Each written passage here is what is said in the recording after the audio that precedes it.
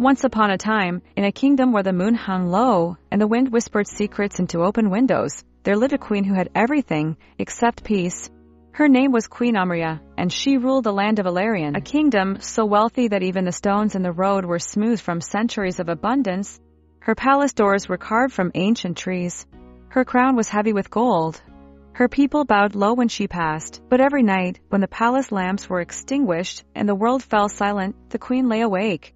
Sleep refused her, not because of enemies, not because of hunger, not because of fear, but because of a sound she could not escape, the echo of her own anger. Queen Amarya was known throughout the land as the Queen of Fire. She was brilliant, decisive, and fierce. No one dared lie to her. No one dared arrive late.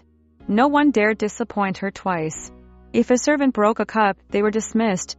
If a guard made a mistake, they were replaced. If a minister spoke foolishly, they were shamed before all.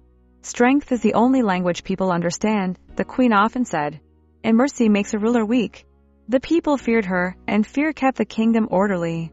Roads were built quickly. Taxes were paid on time. Crime was rare, yet behind closed doors, the palace trembled. Among the many servants of the palace was a young maid named Lyra. She was not remarkable at first glance. She wore plain dresses. She spoke softly.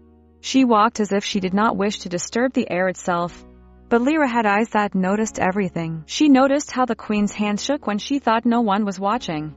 She noticed how the queen avoided mirrors at night.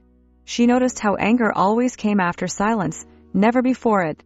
Lyra had been orphaned during a famine many years before. Loss had shaped her early, but instead of hardening her heart, it had taught her something rare. That pain, when ignored, grows sharp. But when understood, it softens. One evening, after a long day of judgment and punishment, the queen returned to her chambers. Lyra followed, carrying a silver tray of warm tea meant to calm the nerves. Her hands trembled, not from fear, but from exhaustion. And then it happened. The tray slipped. The cup shattered. The tea spilled across the palace floor like dark blood. The room froze. Everyone knew what came next. The queen turned slowly, her eyes burning. "Do you know," she said coldly, "how many servants I have dismissed for less than this?" Lyra knelt immediately, pressing her forehead to the floor. "Yes, your majesty." "Then speak," the queen snapped. "Why should you remain?" The palace held its breath. And then Lyra did something no one had ever done before. She answered honestly. "Because I am tired," she said softly.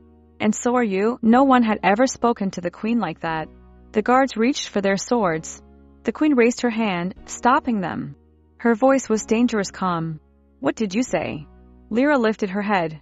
Her eyes were not defiant.